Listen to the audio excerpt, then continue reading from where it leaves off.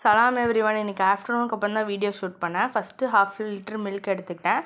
அதை வந்து ஹாஃபாக ஸ்பிளிட் பண்ணிட்டேன். ஒன்று வந்து புட்டிங்க்கு, இன்னொன்று வந்து சர்பத்துக்குன்னு சொல்லி. ஃபஸ்ட்டு வந்து அகர் வந்து ஊற வச்சுட்டேன் தண்ணியில். அதுக்கப்புறம் பாதாமுக்கு வந்து, அதுக்கப்புறம் நட்ஸு. அந்த நட்ஸை வந்து குட்டி குட்டியாக வந்து கட் பண்ணி வச்சுட்டேன். அதுக்கப்புறம் சப்ஜா அதை வந்து வாட்டரில் போட்டு ஊற வச்சுருந்தேன். First half of the milk எடுத்து அதில் வந்து அகர் சேர்த்து அந்த அகர் மெல்ட் ஆகிற வரைக்கும் கொஞ்சம் நேரம் பாயில் பண்ணிக்கிட்டேன். எங்கள் வீட்டில் வந்து ரூ ஹாஃப்ஸை தான் யூஸ் பண்ணுவோம். ஏன்னா யாருக்குமே வந்து ரோஸ் மில்க் எசன்ஸ் வந்து பிடிக்காது. அந்த கட் பண்ணி வச்சிருந்த நட்ஸை வந்து எடுத்து அந்த மில்கில் போட்டுட்டேன். அதை வந்து ஒரு பவுலுக்கு ஷிஃப்ட் பண்ணிட்டேன். அதுக்கப்புறம் செட் பண்ணி ஃப்ரிட்ஜில் வச்சுட்டேன். வச்சதுக்கப்புறமா வந்து பாதாம் கொஞ்சம் வந்து நல்லாவே ஊறி இருந்துச்சு. அதை வந்து பார்த்துட்டு இருந்தேன். அதுக்கப்புறம் என்ன பண்ணால், இன்னொரு அனதர் ஹாஃப் ஆஃப் மில்க் இருந்துச்சுல்ல, அதில் வந்து சப்ஜா வந்து ஆட் பண்ணி ரூ ஹாஃப்ஸை வந்து அதிகமாகவே ஆட் பண்ணிக்கிட்டேன். அதுக்கப்புறம் நல்லா ஒரு ஸ்பூன் வச்சு மிக்ஸ் கொடுத்துக்கிட்டேன். மிக்ஸ் கொடுத்த உடனே கலர் வந்து சேஞ்ச் ஆகிட்டு இருந்துச்சு. அது வந்து பார்க்கவே சூப்பராக இருந்துச்சு. ஸ்மெல்லும் வந்து நல்லா இருந்துச்சு. அதுக்கப்புறம் வாட்டர் மெலன்ஸ் வந்து நான் ஆட் பண்ணிக்கிட்டேன். கொஞ்சம் வந்து ஸ்மாஷ் பண்ணி வச்சுருந்தேன். அதையும் சேர்த்து ஆட் பண்ணிவிட்டு நல்லா வந்து ஒரு மிக்ஸ் கொடுத்துக்கிட்டேன்.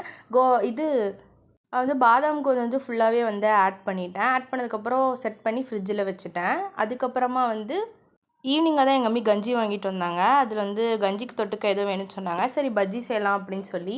எங்கள் வீட்டில் வந்து கடையில் வாங்குகிற மாவுலாம் வந்து யூஸ் பண்ண மாட்டாங்க. ஏன்னா வந்து அது அவங்களுக்கு பிடிக்காது. அதனால் வந்து வீட்டில் அரைக்கிற மாவு தான் நாங்கள் வந்து யூஸ் பண்ணுவோம் மோஸ்ட்டாக. அதில் வந்து மசாலாஸ்லாம் ஆட் பண்ணிவிட்டு, உப்பு ஆட் பண்ணிவிட்டு, பெருங்காயம் ஆட் பண்ணிவிட்டு, நான் வந்து என்ன பண்ணேன்னா வாட்டர் கொடுத்து அதை வந்து நல்லா வந்து ஒரு பஜ்ஜி மாவு கன்சிஸ்டன்சிக்கு வந்து நல்லா அதை வந்து மிக்ஸ் பண்ணிக்கிட்டேன்.